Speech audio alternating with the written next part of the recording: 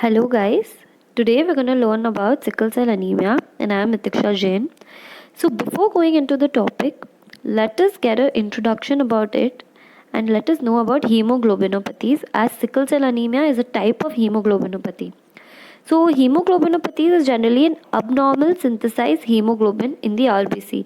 As we all know, hemoglobin is present mainly in the RBC.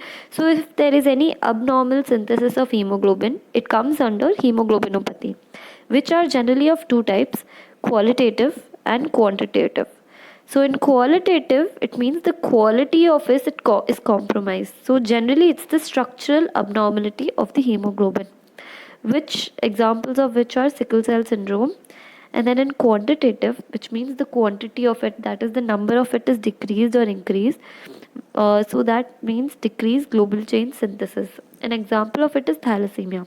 So we are going to learn mainly about the qualitative ones as our topic sickle cell anemia comes into this.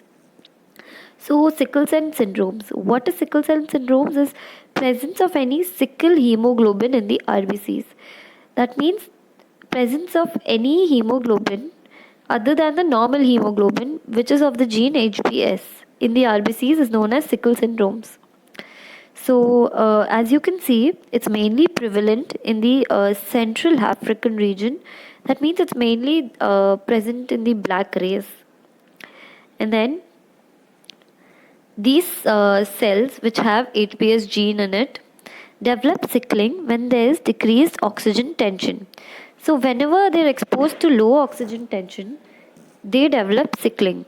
So, there are generally three types of these sickling traits: heterogeneous state, homogeneous state, and double heterogeneous state. So, in heterogeneous state, that means hetero means different. So, in heterogeneous states, there is sickle cell trait AS. And in homogeneous state, atopic sickle cell anemia comes, which also is SS. And double heterogeneous state is sickle cell anemia present along with any other hemoglobinopathy, which can be of sickle beta, thalassemia, sickle C disease, or anything else, etc. So now we're going to learn mainly about homogeneous state, as a topic sickle cell anemia is a homogeneous state, which means both traits are of same abnormality. So under this, we're going to learn about abnormal gene inherited from each parent. That means as it's homogeneous, that means both are same. So both abnormal genes are inherited from each of the parent, and this leads to sickle cell anemia. And it is a severe disorder, and it's a life decreasing expectancy. So what is the pathogenesis of it? Yeah, so the basic molecular lesion. The most important point of sickle cell anemia is that it's a single point mutation in one of its amino acids, where the glutamic acid is substituted by valine at the 6 residue position of the beta globin chain, which gives us HB alpha 2 and beta 2. And there's also an S over here, which is not seen clearly. So that means HB stands for normal hemoglobin, and as we know, there are 2 alpha and 2 beta chains, but the beta chain is defective, so we write a small s above the beta chain, giving us HB alpha 2, beta 2, and a subscript S. So this is just a pictorial representation of what I just told you, where this is a normal red cell and this is hemoglobin A normally, where the glutamic acid is present. And when there is this point mutation present, it gives this, there is a substitution of glutamic acid by valine, producing HbS molecule in the gene. So this picture shows the polymerization and sickled red cell, where we learn that there are two types of sickling, basically reversible and irreversible. So reversible sickling that means it can be reversed back to normal red cells, and irreversible, as the name suggests, that means it can't get back to normal RBC shape. So in reversible sickling, when there is deoxygenation, they get the shape of a sickle cell, where the polymers are arranged parallelly in a row, and whenever there is oxygenation, they get back their normal shape. But when we have irreversible sickling, when there is deoxygenation, they get the same shape, But the thing is, even after when there's oxygenation, they do not get back to their normal shape. So this basically shows that there are two types of. So this shows the mechanism of sickling, as I just told you. Whenever there is deoxygenation, the normal red cells, which are of biconcave shape, undergo sickling and form elongated crescent shaped cells, which are of the form of a sickle. So the mechanism of it is polymerization of deoxygenated HBS, which aggregates to form elongated rod like polymers. As I just showed you, these are the rod like polymers which are formed by polymerization. They align and distort the RBC in a sickle shape. That means these polymers align in such a shape that the RBC forms a sickle like shape. So, as I also told you, there are two types, reversible and irreversible. Usually, they get sickled only in the reversible way, but sometimes when there is damage to the RBC membrane, they can also become irreversible. So, generally, it's reversible, but sometimes when there is damage to RBC membrane, they become irreversible. As if the RBC membrane itself is damaged, they cannot get back to reversible form in normal forms. So, factors determining rate of sickling, there are basically 6 factors, one of which is presence of non-HBS hemoglobin.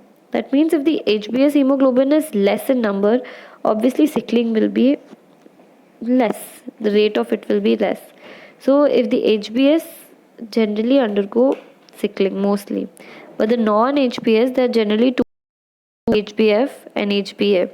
So HBF are present in 2 to 20% which do not undergo sickling, and HBA do undergo sickling. So if there are more number of HBF in the non-HBS category, there will be less sickling. So there will be less symptoms of it. And then second point is intracellular concentration of HBS. That means more the number of HBS inside the cell, more will be the sickling present, obviously. Then total hemoglobin concentration, extent of deoxygenation, acidosis and dehydration, and increased concentration of 2,3-BPG in red cells. Now, what are the clinical features of it?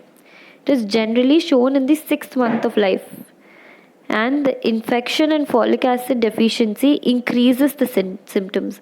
That means if there's any infection or folic acid deficiency in the baby or the mother, this will increase the symptoms. And it also leads to anemia, which is severe chronic hemolytic type of anemia, and also can cause onset of aplastic crisis in between. Then there is vaso-occlusive phenomenon, where throughout the life, due to obstruction of blood flow, it results to infarcts. As we all know that normal RBC shape, which is the biconcave shape, is really important for the blood flow. So when they form a sickle shape, they obstruct the blood flow at many places, which results in infarcts. Many body organs do not get enough blood flow because of this, as they obstruct it while moving. So this leads to two types of infarcts, micro infarcts and macro infarcts. So under micro infarcts, we have abdomen, chest, back and joint, and it also causes pain. And under macro infarcts, we have spleen, bone marrow, bones, lungs, kidneys, CNS, retina, and etc. And third is the constitutional symptoms, which includes impaired growth and increased susceptibility to infection, as there is decreased immunity because of impaired splenic infection. As I told you, that leads to infarction in many organs. So this leads to splenic infection, and which increases the susceptibility of infection in the person. This is a pictorial representation of the clinical manifestation of the sickle cell syndrome. Mainly, we have to know about the retinopathy, stroke, anemia, infections, and in severe cases, it can also lead to chest pain and acute abdominal pain, chronic leg ulcers, ischemia, etc. So, what is the lab diagnosis? This is generally not that important, but let's just have a look at it. So in the lab diagnosis, it is mostly prevalent in the black, as I just told you in the starting, especially blacks with hemolytic anemia who already have anemia. And then it leads to moderate to severe anemia, that is 6 to 9 grams per deciliter. And the blood smear shows sickle cells and target cells and features of splenic atrophy.